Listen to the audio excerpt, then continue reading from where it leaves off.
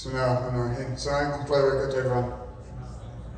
So there was some propaganda in that. I definitely was not in Malaysia giving a talk. I was in Malaysia. I was with someone who was giving a talk, and then he pulled me on stage. So ilmuhim, I had to clear that up. Bismillah, alhamdulillah, wa salatu wa salamu ala rasulillah, wa ala alihi wa sahbihi wa man wala. We begin in the name of Allah, the most merciful, the most beneficent, and we ask Him to send His praise and blessings upon His beloved Prophet Muhammad. Peace be upon him and upon his family, upon all of those who follow in his footsteps until the day of judgment. Ameen, Ya Rabbil Alameen. So today, I usually will do this in kind of a story time format. We're really just kind of going through stories because history is dry and boring if you're not a nerd like me and you don't really like hearing about it. So inshallah, my job is to make it, number one, interesting, and number two, beneficial. And that's inshallah what we're going to be doing today. And I'll do that by first asking a quick question. Who here, by a show of hands, knows about Salah ad-Din al-Ayyubi? Has heard the name before? Salah ad-Din al-Ayyubi. Okay. Who here has heard the name Nur Al-Din Zengi? Excellent. Very few people, which is very good. Certainly fewer than Salah ad-Din. It's actually terrible, but we're going to fix that today. So it's terrible because Salah ad-Din al-Ayyubi is the person who most people know because he's the one who fights the Crusaders in Hittin, 1187, liberates Jerusalem, and takes down the kingdom of the Crusader kingdom of Jerusalem. However, it's terrible because Salah ad-Din, yes, he was excellent. He was certainly, without a doubt, one of the revivers of our ummah. But it's terrible because the greatness of Salah ad-Din was really formed under the tutelage and rule of Nur Al-Din Zengi. And Nur Al-Din Zengi is, without exaggeration, as Ibn al-Athir puts, the greatest Muslim king, the greatest Muslim ruler after the 4 Khulafa al-Rashidin, or the 5 Khulafa al-Rashidin, and after Umar ibn Abdul Aziz. So when you are talking about Nur Al-Din Zengi, you're talking about a heavy hitter.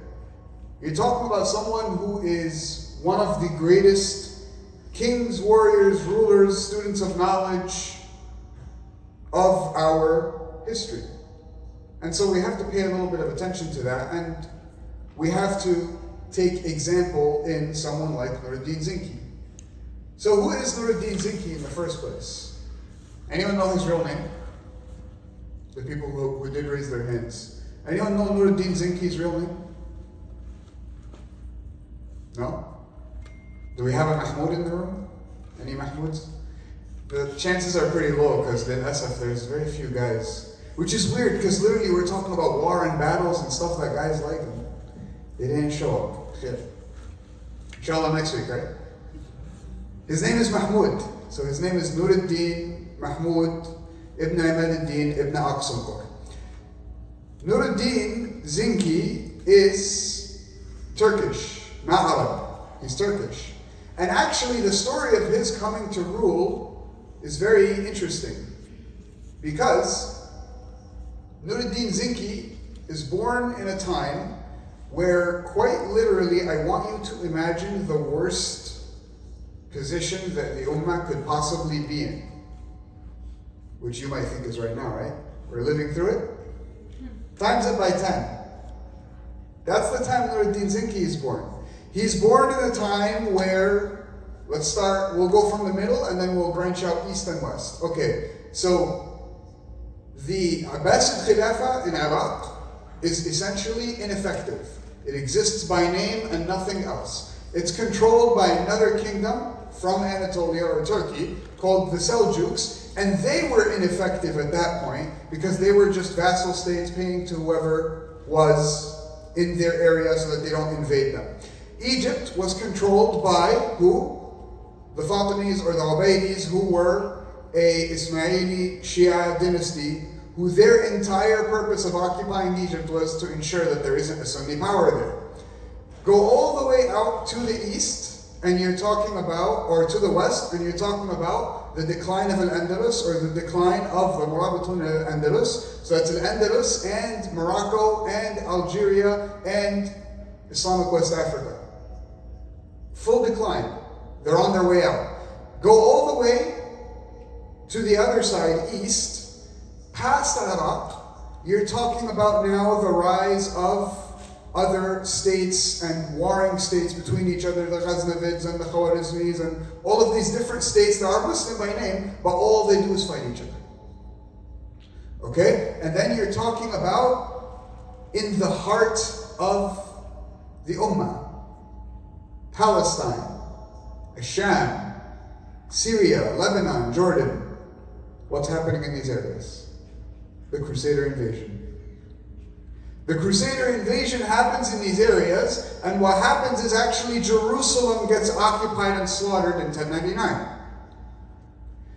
This period was so bad that, do you know that in this time period it was a normal occurrence for entire swaths of land and nations to not go to Hajj?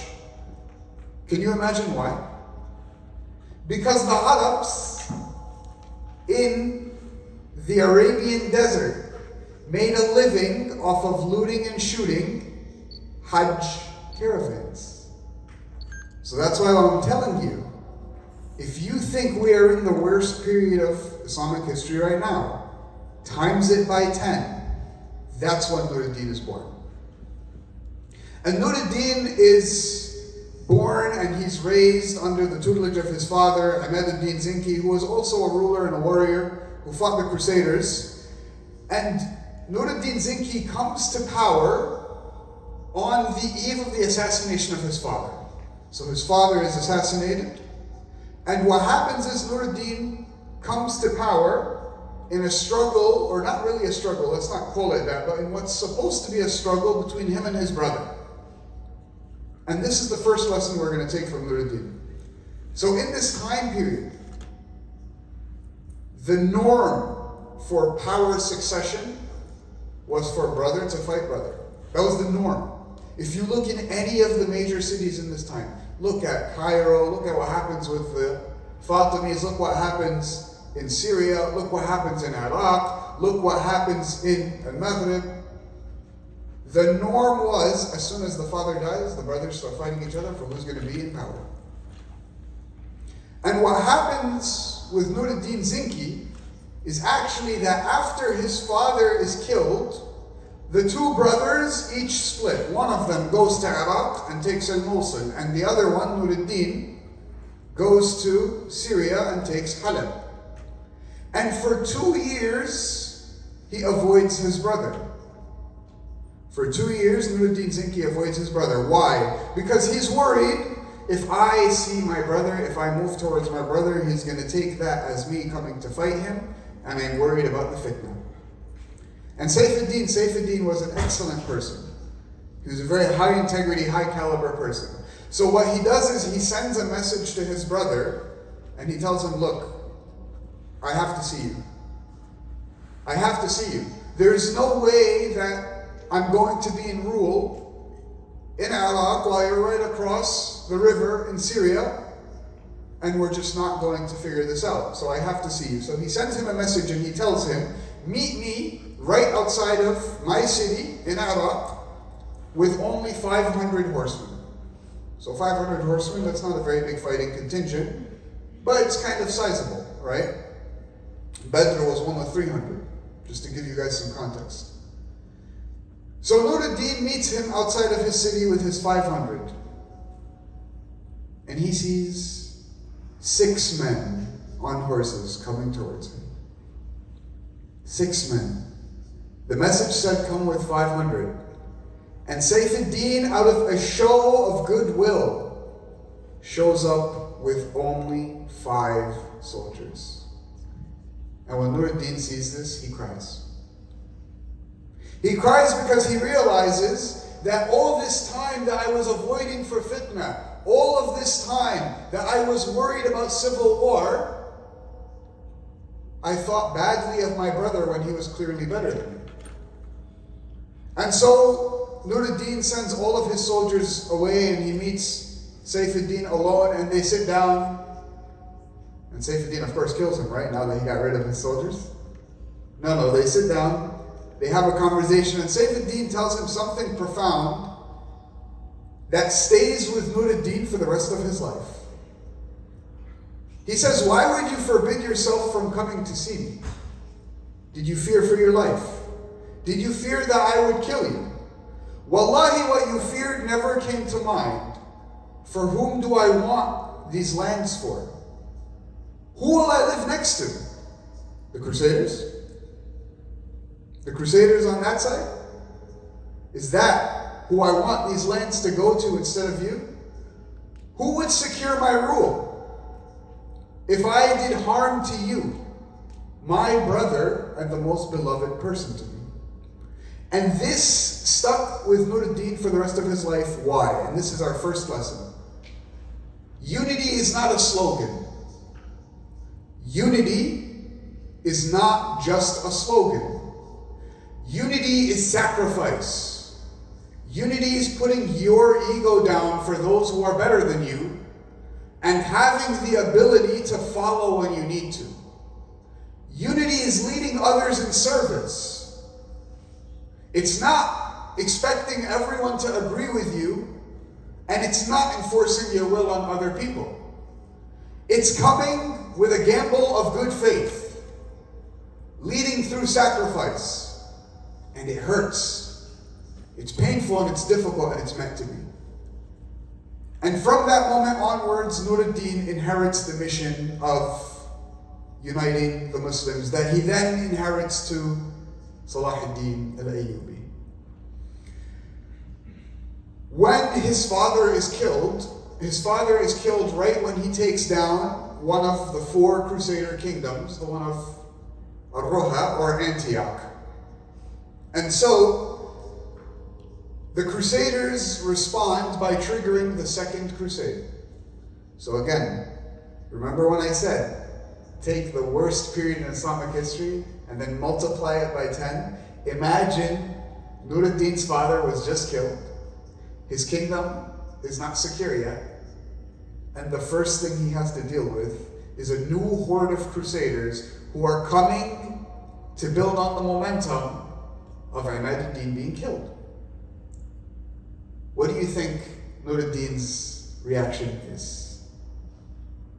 Do you think it's to give up? Do you think it's to retreat? Do you think it's to move back to a more strategic location? Immediately, as soon as he hears that there is a Crusader army that is coming to take the city his father had just liberated, Nur al-Din gets up immediately, pulls all his soldiers, pulls his greatest general, Asad ad-Din Shirkuh. By the way, Asad ad-Din, anyone heard that name before? Asad ad-Din Shirkuh?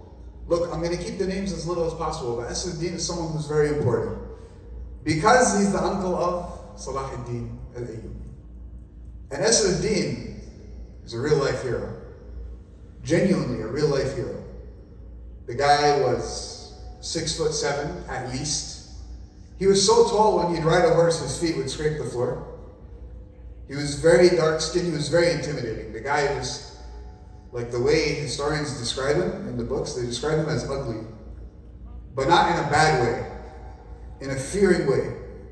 He had an eye that was missing from battle. He had scars all over his face, scars all over his body, everywhere. Real warrior. This is someone who, when he was besieged in Egypt for 3 months, and then eventually he reached an agreement with the Crusaders, he was leaving the city that he was besieged in Egypt with his back turned to the Crusaders. And one of them comes up to him and they're just like, what's wrong with you? Like, how can you give us your back? Are you not worried that we're not going to come kill you? Bear in mind, he has broken all of his swords. He's walking out with an axe. That's how much he fought them for 3 months straight, and he's walking out with an axe. So he tells the guy, I have no problem. You guys want to come? Try to kill me from behind? Give it a shot. And I'm going to make sure that I go down swinging and take down as many of you as possible. And the second my head hits the floor, Nur Al-Din is going to come and wipe all of you out. So the Crusader guy sees this, he steps back, he's like, we have heard so many stories about you and now we know they're all true. So anyway, this is the person who Nur Al-Din pulls immediately. And he's like, the Crusaders are coming right now. We need to act. He launches a quick defense and they're able to defend the city and they're able to repel the second crusade. And this is very significant because just 40 years ago, the first crusade just happened. And the first crusade was marked by one thing: zero Muslim resistance.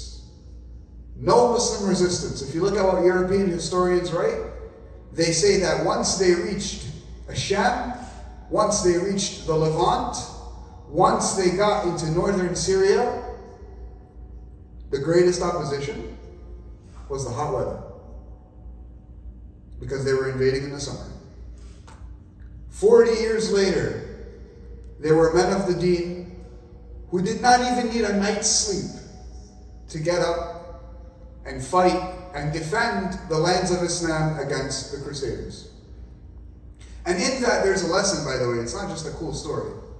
It's a lesson that there is an urgency the Muslim needs to live by. There is an urgency, especially in the time that we're living in right now. Right now is not the time to waste time. Right now is not the time to focus on having fun. Right now is the time to work. Right now is the time to treat every moment of your life with utmost urgency. Not because the Ummah needs you, but because each and every one of us needs to go to Allah subhanahu wa ta'ala with some level of their guilt addressed, with some level of their complicity washed, with some of the blood of the hands or the blood of our brothers and sisters in Gaza on our hands washed. And that's the example that we see in Nur Al-Din. There is a story of Nur Al-Din where his entire life is marked by constant movement. Constant movement. Actually, when you look in the history books, you'll see the way the historians write about Nur Al-Din. Any historian will start, from the Muslims at least, they'll start by telling you there's no way to capture all of the battles that Nur Al-Din has fought.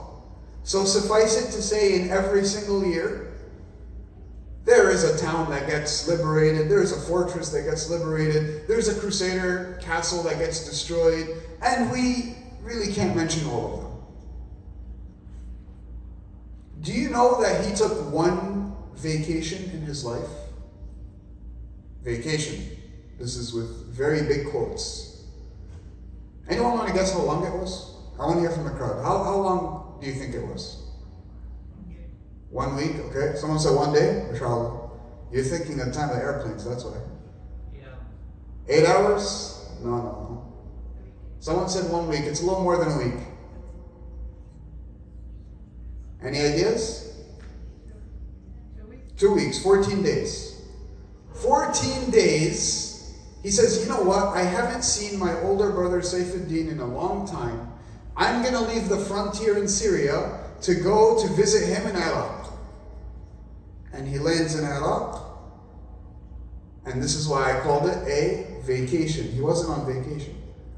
He was helping his brother administer the city. The entire time he's there, solving people's problems, setting up foundations, building things for people, investing money in the city. And on the 14th night, or on the night of the 14th day, he goes to sleep and he sees the Prophet ﷺ in a dream. And the Prophet ﷺ tells him, Ya Nur Al-Din, طابت أرضك وتركت الجهاد. Ya Nur Al-Din, did you get comfortable in your lands and leave the frontier of jihad? Did you get comfortable in Al-Mosul and forget? Those Crusader occupiers are still there. In Al-Aqsa, in Tripoli, in Beirut, in Anatolia. Did you forget what you are here for? And as soon as he hears the dream, as soon as he sees the dream, he wakes up in a massive fright. And before Fajr, he is out of the city, heading back to Syria with his army. That is the level of urgency that Nur Al-Din Zengi had. That's the level of urgency that is called for this moment in our history and in our time. Nur Al-Din was very interesting because we've talked about him a lot as a warrior and as a king, but he was actually also a very knowledgeable student of knowledge. He's someone who knew the deen very well, and he studied fiqh. He was knowledgeable in Arabic to the point where he's able to sit down with scholars and debate with them. And there is a story of a time where Nur Al-Din hears or he gets a letter from one of his judges in a faraway city. And the judge tells him, the people of the city, nothing works with them.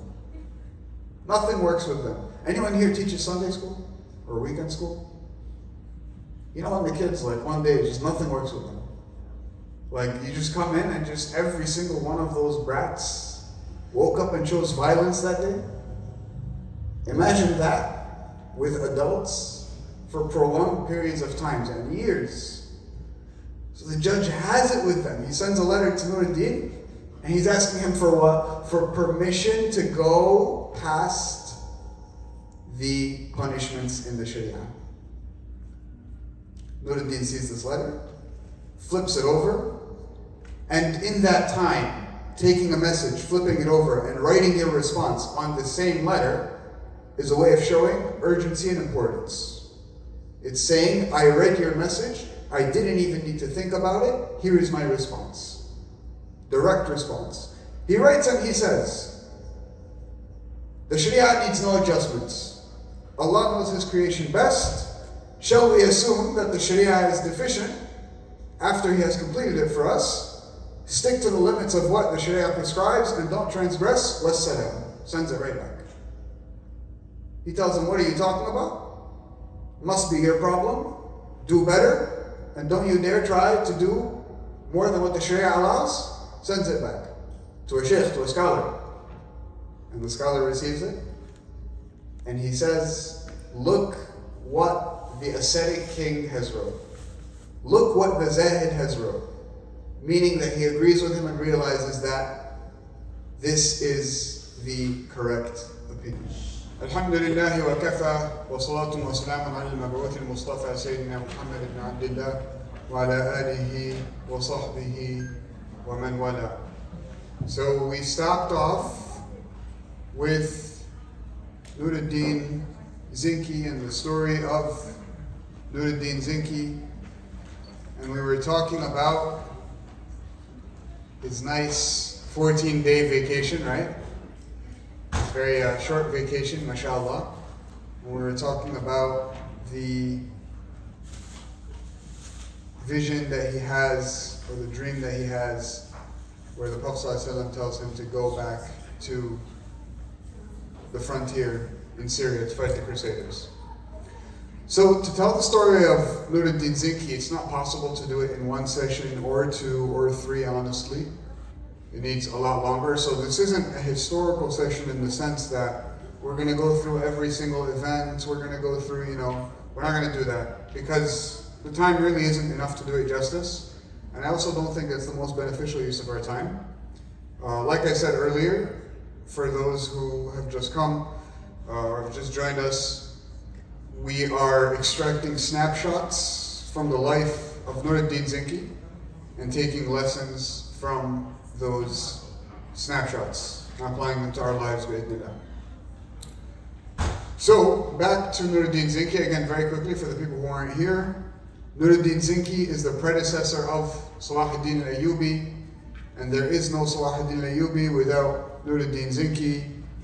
And Nur Al-Din Zengi is the one who actually, kind of turns the vision of taking out the Crusader occupation, or he inherits it from his father really, and he turns it into a very real, actionable campaign and mission for the Ummah to take on. So, moving on from our past story, or previous story, to the next one, we'll do just a little bit of fitting things into a larger historical skeleton. So Nur Al-Din Zengi very quickly comes into power after the assassination of his father. He spends the first third of his life uniting the Levant, mainly Syria and Lebanon, and Anatolia. I know Americans are really bad with geography. I know. It's very difficult, and so we're not going to do too many city names, but you've got to know where Syria is on the map. And I feel like I think that's expected. So that's the first third of his life. The second third of his life is spent in liberating Egypt from the Fatimid rule and re-establishing the Sharia of Allah there, and re-establishing Islam as understood by the Sunnah in Egypt. And then the last third of his life is spent preparing and trying to unite between Egypt and between Syria so that they can take on the Crusaders. The story of when he switches from Syria to Egypt is a very interesting one, because in that story, it happens over a long period of time, and the main character of that story isn't actually Nur Al-Din Zengi. It is our hero, Asad-ud-Din Shirkuh. Asad-ud-Din, like we said, the guy who looks really scary.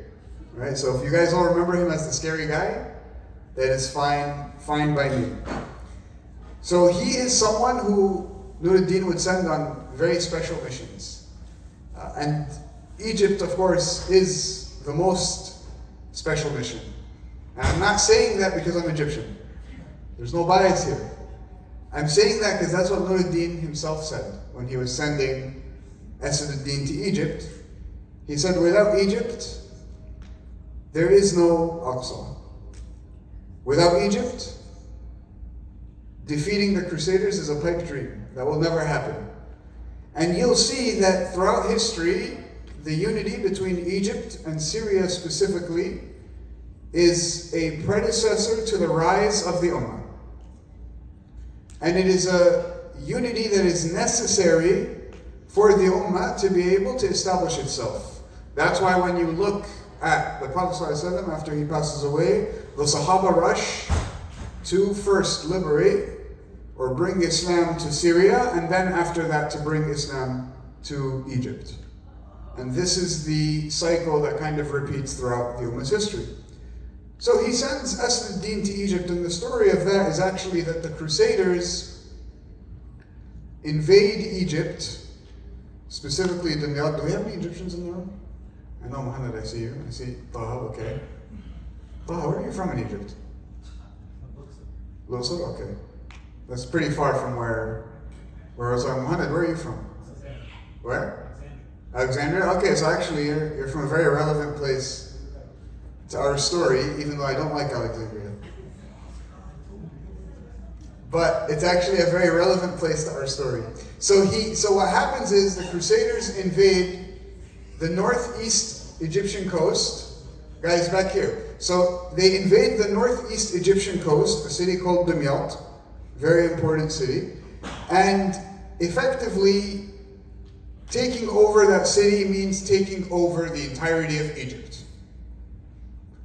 And what happens is that the Fatimids, even though they were Ismailis, even though they were Shia, even though they actually collaborated with the Crusaders against Syria quite often in the 40 years before that, they send messages to Nur Al-Din and Asad-ud-Din asking for help.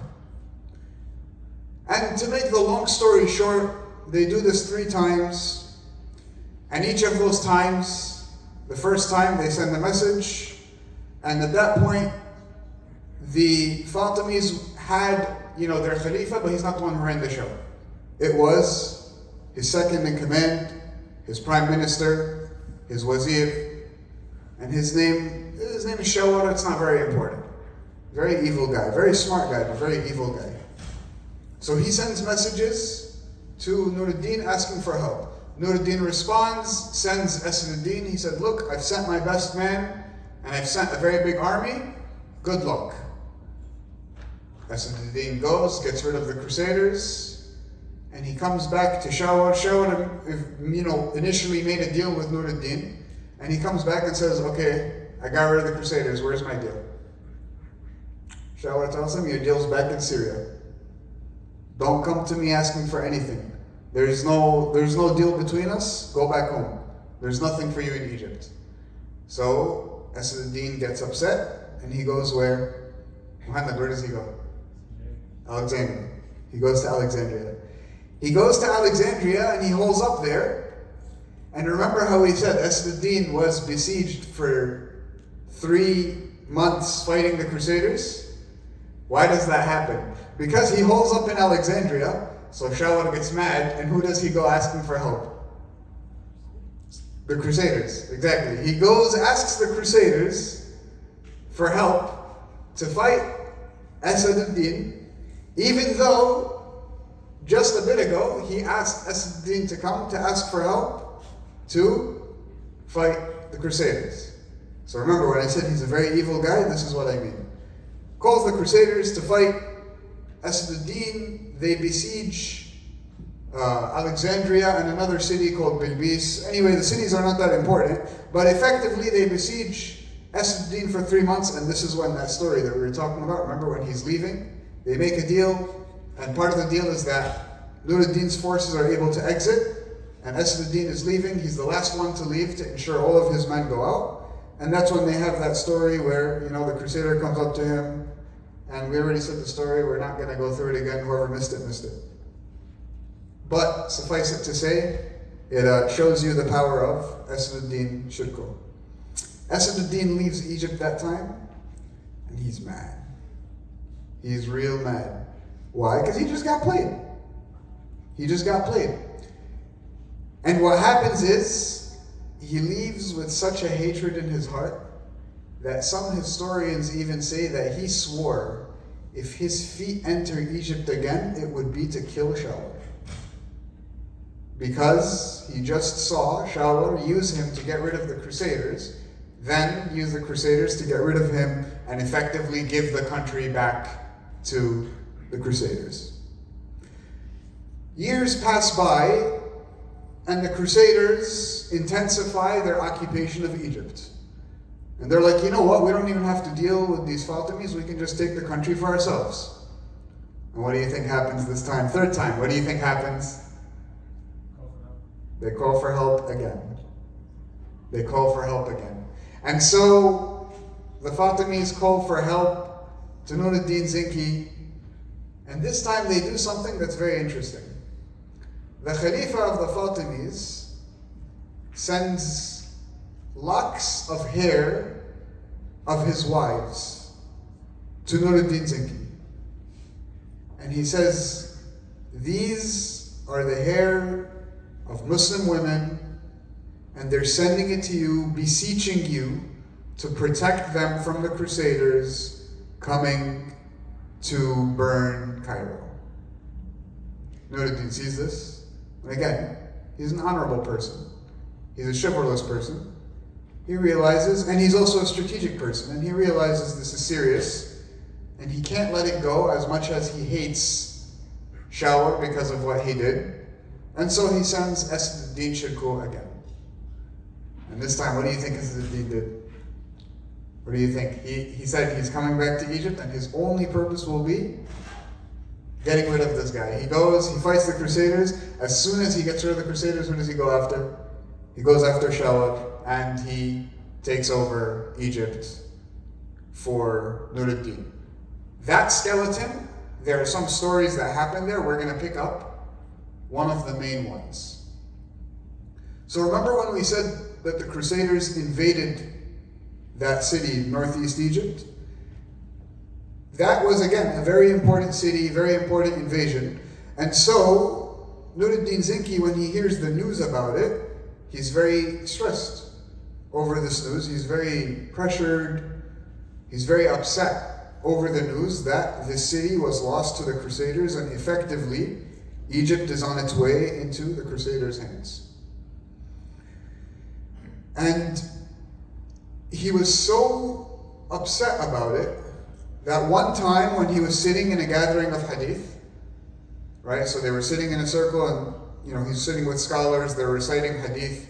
There are certain hadith that when you recite the hadith or you say it, you do an action with it. Right? So the most popular one, for example, is Hadith Jibreel. The hadith when Jibreel comes to the Prophet ﷺ, asks him what is Islam and all that.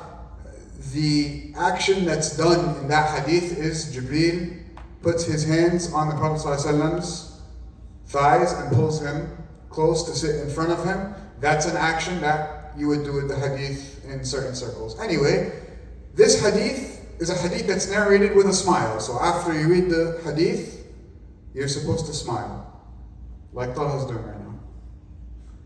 And so, Nur Al-Din Zengi recites the hadith and he doesn't smile.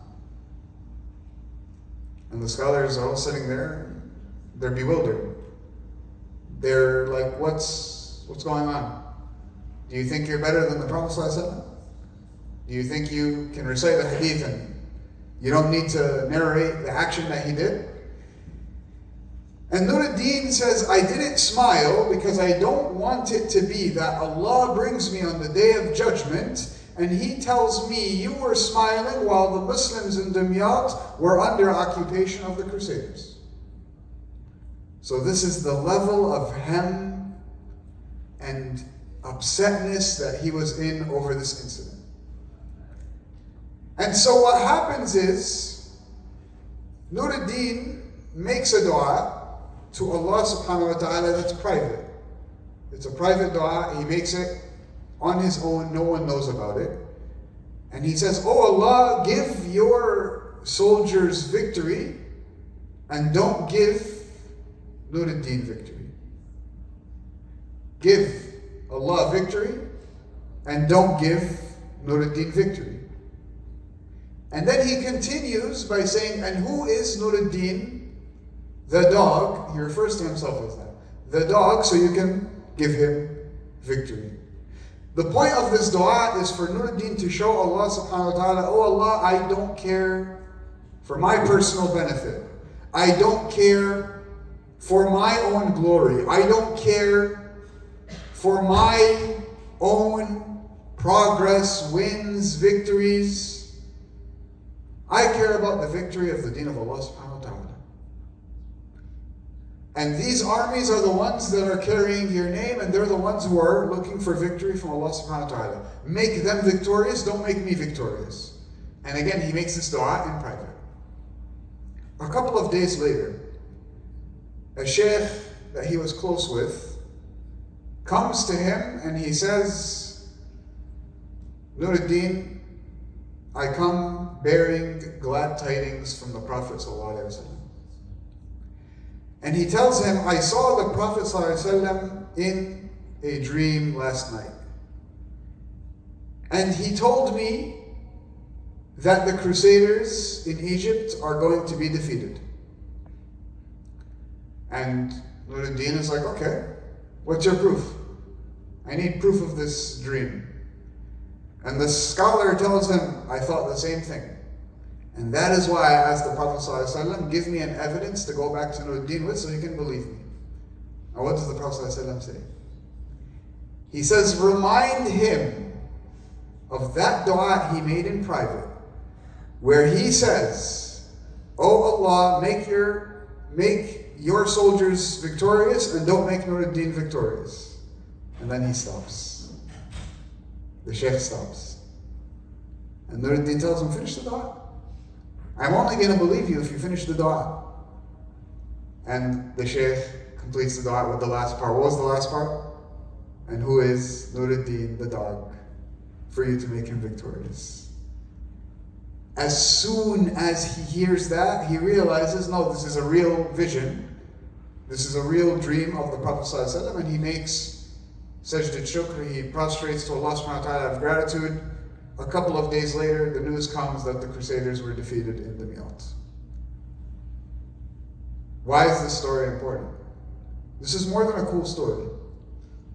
In fact, the story itself isn't actually what makes it cool, it's the lesson that's behind it. And the lesson is that Allah subhanahu wa ta'ala is watching every single little detail of the work that you are doing, and it is within His power to make it successful. And should you show utter sincerity and humility to Allah subhanahu wa ta'ala, He'll make it successful. That's the lesson here. The lesson here is that you could be saved by one dua that you make in private that no one else hears. You can be saved by one tear that you shed, sincere tear, for Allah subhanahu wa ta'ala when no one else sees. That the actions that you do in private, no matter how big and important and mighty you are, will always be greater than what you do in public. And so you should take that seriously, and that we all should strive to making our private lives better than our public lives. I ask Allah to make us of those. Ameen. So, Nur Al-Din Zengi is a very humble person. So you can imagine that, he's very easygoing, people can talk to him and stuff. And the reality is, yes, he was an easygoing person in the sense that he was very kind, he was very merciful. But Nur Al-Din had, as the kids call it, insane aura. Genuinely. I'm glad you laughed, that's good. Genuinely, he had insane aura. He had haiba, it's called haiba in Arabic. And it wasn't an aura that comes from oppression and that comes from cruelty. It was one that just comes from being a sincere, honest, strong, yet merciful person. To the point that, remember Asad ad-Din Shirkuh, the person we were talking about? The guy who looks scary? Just a look at him scares anyone in their boots? Asad ad-Din Shirkuh was scared of Nur Al-Din Zengi. Imagine, Asad ad-Din Shirkuh was genuinely scared of Nur Al-Din Zengi. There's a very quick story. Asad ad-Din Shirkuh, again, he's the general of the army, right? And so he has lieutenants. And there's a certain point where his lieutenants are all fighting with each other. One lieutenant says, hey, this one stole my land. Hey, this one took money when it's supposed to be my money. And they're all just bickering with each other. So Asad ad-Din does what? He sends them to the prime minister. He says, I have no time for this. Go solve your problems with the government. I'm the military. I don't have time for this. And the prime minister gets so many complaints, he goes to Nur Al-Din. He's like, Nur Al-Din, you gotta sort your soldiers out. They're giving me a headache. I can't deal with this. What does Nur Al-Din go and do? He establishes a court in Damascus with the sole purpose of solving these problems. And what does he do? He goes, for 2 weeks straight, all he did was go sit in that court. Asad ad-Din hears about this. He goes to his lieutenants and he says, Wallahi, this court was only established because of your bickering. And should Nur Al-Din tell me about any one of you causing problems, I'll kill you. That's what he said straight up. He said, if I hear a single bickering of any problems between you guys, I'll kill both of you. So you better solve this between you guys, because if I hear from Nur Al-Din that any of you caused a headache, we're going to have a problem. So they ask him why. Like, why are you so upset about this? He said, I would rather be killed several times over than to be seen as a tyrant by Nur Al-Din Zengi. Imagine, big bad Asad ad-Din Shirkuh, and he's scared of being seen as an oppressor by Nur Al-Din Zengi. Nur Al-Din hears this and he prostrates out of gratitude to Allah subhanahu wa ta'ala, and he thanks him for allowing him to solve that problem without the need for force or bloodshed. We'll cover one last story inshallah and then open it up for questions. And that's the story of Nur Al-Din as an ascetic, as someone who had no care for the dunya, with all of his power, all of his aura, all of his armies, all of his lands, all of his riches.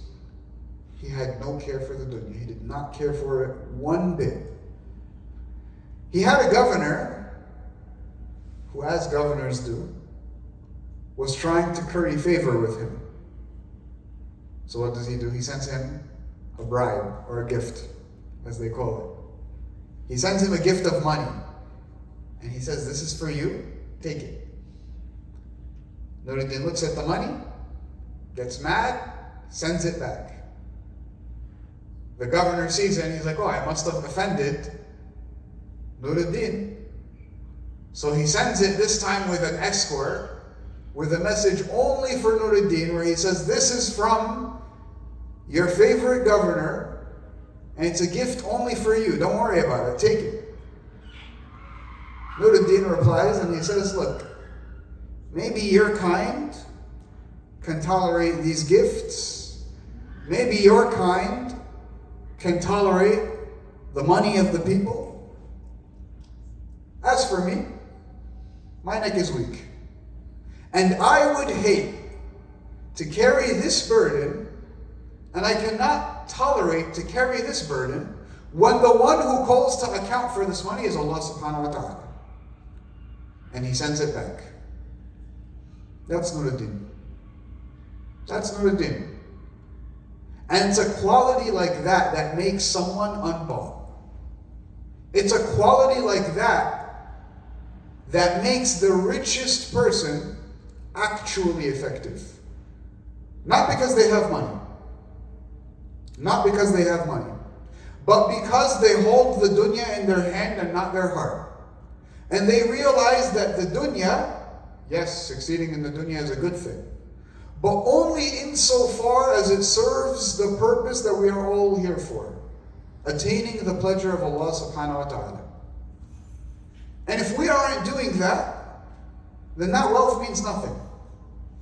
In fact, it'll testify against you to break your neck when Allah subhanahu wa ta'ala is calling you to account. And this is a repeated trend across Nur Al-Din's history and Nur Al-Din's story. So much so that historians would comment and say this is something that was not known by kings. It was not common amongst kings until Nur Al-Din made it common. That was our last snapshot. We'll move the skeleton of history to set up for next week, inshallah, which is for Salah ad-Din. So where did we leave off? I have to make sure people are paying attention. Where did we leave off? What happened in Egypt? The Crusaders got defeated. They got defeated, yes. As-Din Shirkuh comes to Egypt and he takes over Egypt. Yes. Okay. Becomes, Shawar, yes. The Wazir. Yes, correct. So he takes over Egypt and he says, look, this time no deals. Y'all clearly got no deals. We have the army. We kicked out the Crusaders. I got rid of the only other army that can contest me. Egypt is for Nur Al-Din Zengi. So now you would think, okay, we have someone as strong as As-Din Shirkuh. He's going to be able to contest. He's going to be able to contest the Fatimids. He'll be able to bring Egypt back into the fold of Islam. And 2 months later, he passes away from sickness. 2 months after he becomes in charge of Egypt, he passes away from sickness, leaving no real chain of succession behind him. And at that point, the Muslims are all shocked because they were investing so much in As-Din Shirkuh. They were investing so much in the liberation of Egypt. They were investing so much in the people who came with the Quran and Sunnah to liberate Egypt and make it a formidable foe against the Crusaders and unite it politically with Syria. And what happens is, not the donuts happening outside. What happens is, the young nephew of Al-Din Zengi, 25 years old, very inexperienced at that point, or I think he was 34, very inexperienced at that point. He's fought a couple of battles. He withstood a 3-month-long siege in Alexandria, but that was really about it. He steps up to the plate to lead Egypt in this next phase. And that is our hero, Salah ad-Din Ayyubi. All of that to show that the people that you might invest in and your imagination of how events would go and your plan that you spend so much time putting together means nothing in the way of Allah subhanahu wa ta'ala's plan. And perhaps had Al-Din Zengi not passed away, we would be looking at Al-Din as the liberator of Al-Aqsa. But who knows if that would have brought khair? Who knows if that would have brought good? And the reality is, Allah subhanahu wa ta'ala's plan was for Salah ad-Din Ayyubi to become the Sultan of Egypt, and then Asham, and then the liberator of Palestine. And the lesson from that is that no matter how much you plan, no matter how much effort you put into planning your next steps, Allah subhanahu wa ta'ala's plan is truly the most important plan. Nothing happens without His permission. Nothing happens without His power. And it behooves every single one of us, when we are tested with having to submit to Allah subhanahu wa ta'ala's plan, that we do it willingly. Because when you look at history, you'll see that nations rose and fell all because of Allah subhanahu wa ta'ala's plan. I'm sure your test will survive, bro. I'm sure your career will survive. Trust me. Palestine was liberated off of someone who really had no business being the Sultan of Egypt. And that's the story of Salah ad-Din. So we'll pick it up next week, inshallah, going into the story of Salah ad-Din. And there's a little more to his story as well, but we won't get into it now. Ask Allah to make us of those who follow in the footsteps of our great predecessors.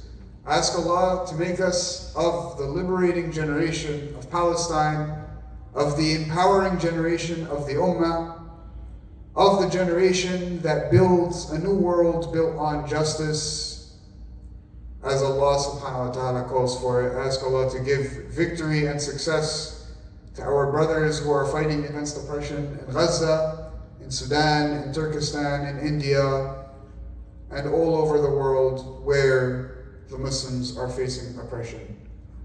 قُولُوا مَا سَمِعْتُمْ وَأَسْتَغْفِرُ اللَّهَ لِي وَلَكُمْ. We'll open it up for questions now, if there are any. It's okay if there aren't. We have to be very clear about that. We can also just leave it for reflection, inshallah, for next week. And I'll see you all next week, bi'idhnillah, with the story of Salah ad-Din and the liberation of Al-Aqsa. Jazakumullah khairan. Wassalamu alaikum wa rahmatullahi wa barakatuh.